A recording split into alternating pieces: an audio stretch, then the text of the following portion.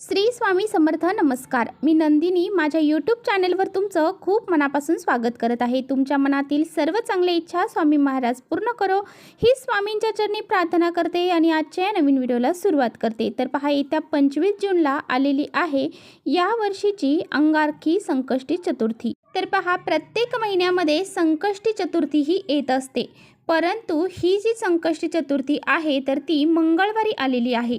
आणि मंगळवारी जेव्हा संकष्टी चतुर्थी येते तेव्हा अंगारक योग हा तयार होत असतो. म्हणून या चतुर्थीला अंगारकी संकष्टी चतुर्थी म्हणून ओळखलं जातं. अंगारक संकष्टी चतुर्थी ही खूप शुभ तिथी आणि खूप महत्त्वाची मानली जाते. अंगारकी संकष्टी चतुर्थी म्हणजे संकटांचा नाश करणारी चतुर्थी मानली जाते. जो व्यक्ती खऱ्या मनाने व्रत उपवास करतो आणि गणपती बाप्पांची विधिवत पूजा अर्चा करतो आणि श्री गणेश जे आहेत तर ते त्याचे सर्व संकट अडचणी दूर करतात आणि त्याच्या ज्या बी मनोकामना आहेत, कठीणातील कठीण इच्छा आहेत तर त्या पूर्ण करतात. त्याचबरोबर मंगल कार्यामध्ये अनेक कामांमध्ये यश त्यांना प्राप्त करून देतात. त्यामुळेच ते आपल्या भक्तांना कोणत्याही संकटामध्ये एकटे पाडत नाही. आणि म्हणूनच आपल्याला या बाप्पांच्या पूजेसोबत व्रतासोबत काही उपाय देखील घरामध्ये करायचे आहेत. तर पहा, आजच्या व्हिडिओमध्ये मी तुम्हाला अतिशय प्रभावशाली उपाय सांगणार आहे. आपल्याला अशा ठिकाणी 11 तांदळाचे दाणे ठेवायचे आहेत. हे दाणे जर आपण अर्पण केले तर सर्व संकट अडचणी दूर होतील. कितीही तुमची कठीणातील कठीण इच्छा असू द्या, खूप कष्ट मेहनत करत आहात परंतु ती इच्छा पूर्ण होत नाही, ती इच्छा देखील तुमची नक्की पूर्ण होईल. असा हा अत्यंत प्रभावशाली उपाय कसा करायचा आहे याबद्दल आजच्या व्हिडिओमध्ये मी तुम्हाला सविस्तर सांगणार आहे. त्यामुळे तुम्ही कुठेही व्हिडिओ स्किप न करता शेवटपर्यंत नक्की बघा, जेणेकरून तुमच्यापर्यंत योग्य ती माहिती पोहोचेल. आपल्या चॅनलवर जर तुम्ही नवीन असाल तर चॅनलला लगेच सबस्क्राईब करा आणि असेच माहितीपूर्ण व्हिडिओ पाहण्यासाठी बेल आयकॉनलाही प्रेस करा, म्हणजे मी जेव्हा नवीन व्हिडिओ अपलोड करेन त्याचं नोटिफिकेशन सर्वात अगोदर तुम्हाला भेटेल आणि तुम्ही एकही व्हिडिओ मिस करणार नाही. त्याचबरोबर कमेंट्समध्ये ओम गण गणपती नमः हे लिहायला सुद्धा विसरू नका. आणि व्हिडिओ तुम्हाला आवडला असेल तर तुम्ही आपल्या मित्रमैत्रिणींसोबत शेअर देखील करा. ज्या स्त्रियांना पुरुषांना संकष्टी चतुर्थीचे व्रत करण्यासाठी सुरुवात करायची असेल, म्हणजे महिन्याला जी संकष्टी चतुर्थी येते तिची जर सुरुवात करायची असेल तर 25 जूनला अंगारकी संकष्टी चतुर्थी येते. या चतुर्थीपासून तुम्ही हे महिन्याचे जे संकष्टी चतुर्थीचे व्रत आहे तर ते पकडायला सुरुवात करू शकता. तर पहा, ज्या व्यक्तीच्या जीवनामध्ये सतत संकट अडचणी येत आहेत, नेहमीच त्याला अपयश प्राप्त होत आहे आणि त्याच्या इच्छा ह्या अपूर्ण राहत आहे, तर अशा व्यक्तीने हे अंगारकी संकष्टी चतुर्थीचं व्रत हे आवर्जून करायचं आहे. तर पहा, हे व्रत करून गणपती बाप्पांवरती विधिवत तुम्हाला पूजा करायची आहे. गणपती बाप्पांवरती तुम्हाला तुपाने अभिषेक करायचा आहे. तुपाने शक्य नाही झालं तर तुम्ही साध्या पाण्याने जरी अभिषेक केला तरी चालेल आणि त्यांची विधिवत पूजा अर्चा करायची आहे. त्यांना आवडणारे जास्वंदीचे फूल अर्पण करायचे आहे आणि त्याचबरोबर दुर्वा अर्पण करायचे आहेत.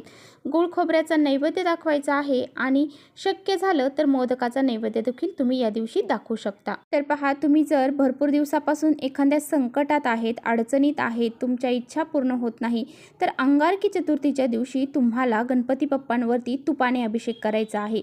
कारण अंगारकी चतुर्थीला गणपती बाप्पांवरती तुपाने अभिषेक केला जातो. तर पहा, नंतरच तुम्हाला हा उपाय करायचा आहे. ही पूजा सर्व करून झाल्यानंतर तुम्हाला हा उपाय करायचा आहे. तर हा उपाय तुम्हाला मंदिरात शक्य झालं तर तुम्ही आवर्जून मंदिरात करा, नाही शक्य झालं तर घरी केला तरी चालेल. तर पहा, जर तुम्हाला शक्य झालं तर जास्तीत जास्त तुम्ही मंदिरात जाऊनच हा उपाय करायला सुरुवात करा. कारण बघा, मंदिरामध्ये जेवढ्या प्रमाणामध्ये सकारात्मक ऊर्जा असते तेवढ्या प्रमाणामध्ये आपल्या घरामध्ये नसते. मंदिरामध्ये 2 टाईम आरती होते, त्याचबरोबर भरपूर जप तप केले जातात, त्यामुळे त्या ठिकाणची जी ऊर्जा आहे तर ती सकारात्मक असते. आणि अशा सकारात्मक वातावरणामध्ये जेव्हा आपण काही उपाय करतो ते उपाय हे आपले 100% फलदायी ठरत असतात. त्यामुळे शक्य झालं तर तुम्ही मंदिरामध्येच हा उपाय करा. आणि ज्यांना खरोखरच काही जाणं शक्य नसेल तर त्यांनी हा उपाय घरी केला तरी चालेल. हा उपाय आपल्याला का करायचा आहे, तर आपल्या मनातील कठीणातील कठीण इच्छा पूर्ण होण्यासाठी आपल्याला हा उपाय करायचा आहे. जीवनामध्ये काही दुःख असेल, संकट असतील, अडचणी असतील, दारिद्र्य असेल, आपल्या ज्या इच्छा आहेत त्या पूर्ण होत नसतील, यासारख्या सर्व समस्या दूर करण्यासाठी तुम्हाला हा उपाय करायचा आहे. उपाय करण्यासाठी आपल्याला तांदळाचे दाणे लागणार आहेत. तर आपल्याला 11 तांदळाचे दाणे अखंड घ्यायचे आहेत, कुठे तुटले फुटलेले घ्यायचे नाही. तांदूळ हातामध्ये घ्यायचे आहे, त्यामध्ये तुम्हाला थोडंसं हळद आणि कुंकू ह्या तांदळावरती टाकायचं आहे, म्हणजे हे लाल पिवळे तुम्हाला करायचे आहेत. त्यानंतर तुम्हाला एक लाल जास्वंदाचं फूल देखील लागणार आहे. हे फूल आणि 11 तांदळाचे दाणे तुम्हाला हातामध्ये घ्यायचे आहेत. हा उपाय जर तुम्ही तुमच्या देवघरामध्ये करणार असाल तर तिथे तुम्हाला अगोदर दिवा प्रज्वलित करून घ्यायचा आहे, अगरबत्ती धूप लावायचे आहे आणि नंतर हा उपाय करायचा आहे. आणि जर तुम्ही मंदिरात करणार असाल तर मंदिरामध्ये सुद्धा तुम्ही अगोदर दिवा धूप दीप लावून त्यानंतरच हा उपाय करायचा आहे. उपाय करत असताना खाली जेव्हा बसताल त्यावेळेस तुम्हाला आसन घेऊन बसायचं आहे. तर पहा, तुम्हाला सर्वप्रथम हे जे लाल जास्वंदाचं फूल आहे तर ते बाप्पांच्या चरणी अर्पण करायचं आहे. हे फूल तुम्ही जेव्हा अर्पण करताल तेव्हा तुम्हाला तुमची इच्छा व्यक्त करायची आहे आणि त्यानंतरच तुम्हाला हे फूल अर्पण करायचं आहे. आणि अर्पण करताना जी बी तुमची इच्छा असेल ती तुम्हाला व्यक्त करायची आहे. हे तांदूळ उजव्या हातामध्ये घ्यायचं आहे. तुमची मनोमन इच्छा तुम्हाला व्यक्त करायची आहे आणि हे तांदूळ जे आहेत तर एका वाटीमध्ये तुम्हाला ठेवायचे आहेत. वाटीमध्ये ठेवल्यानंतर त्यामधला तुम्हाला एक तांदूळाचा दाणा उचलायचा आहे आणि तुम्हाला एक मंत्र म्हणायचा आहे. तो मंत्र तुम्हाला म्हणायचा आहे आणि तो एक तांदळाचा दाणा तुम्हाला त्या जास्वंदीच्या फुलावरती अर्पण करायचा आहे. ईद अक्षतम ओम गणपते नमः असा हा मंत्र तुम्हाला म्हणायचा आहे. हा मंत्र मी तुम्हाला स्क्रीनवर देखील देत आहे. ईद अक्षतम ओम गणपते नमः असा मंत्र तुम्हाला म्हणायचा आहे. एक तांदळाचा दाणा घ्यायचा, तो चरणी अर्पण करायचा, हा मंत्र म्हणायचा. परत दुसरा दाणा घ्यायचा, तो पण तुम्हाला असा मंत्र म्हणून अर्पण करायचा आहे.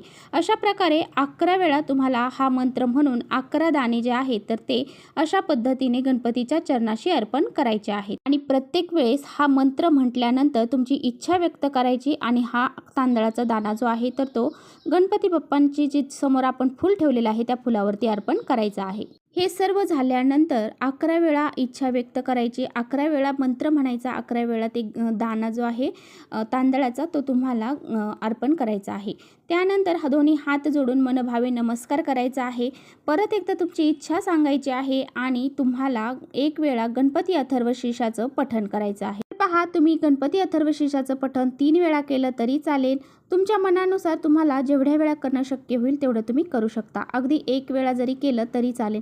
फक्त जी बी सेवा करायची आहे ती मनोभावी करायची आहे. आपल्या मनामध्ये कोणत्याही प्रकारचे निगेटिव्ह विचार आणायचे नाही. जर आपण निगेटिव्ह विचार आणले तर आपण सेवा केल्याचा काही फायदा होत नाही. त्यामुळे आपल्या मनामध्ये सकारात्मक विचार ठेवायचे आहे. जे काही आपण सेवा करत आहोत, पूजा करत आहोत, त्याचं फळ आपल्याला प्राप्त होणार आहे असा सकारात्मक विचार करूनच आपल्याला जी काही सेवा उपाय आहे तर ते करायचे असतात. आपण जर कुशंका जर आपल्या मनामध्ये आला तर मग आपल्याला त्या उपायाचा काही फायदा होत नाही. त्यानंतर तुमच्यावर बघा एखादं खूप असं कर्ज झालेलं आहे, घराचं असेल, गाडीचं असेल किंवा जमिनीचं असेल, असं कोणत्याही प्रकारचं कर्ज जर तुमच्यावर झालेलं असेल, हे कर्ज तुम्हाला फेडण्यासाठी तुमच्याकडे योग्य ते पैसे येत नाही आहे, कर्जाचा डोंगर तुमच्यावरती वाढतच चाललेला आहे, तर मग तुम्हाला एक उपाय करायचा आहे. तर पहा, तुम्हाला गुळाचे किसून लाडू बनवायचे आहेत. गुळ किसून घ्यायचा आहे, त्याचे लाडू बनवायचे आहेत. असे हे 21 गुळाचे लाडू तुम्हाला तयार करायचे आहेत. आणि तुम्हाला हे 21 जे गुळाचे लाडू आहेत तर ते छोटे छोटे तयार करायचे आणि गणपती बाप्पांच्या मंदिरात जाऊन गणपती बाप्पांच्या चरणाशी तुम्हाला अर्पण करून यायचे आहेत.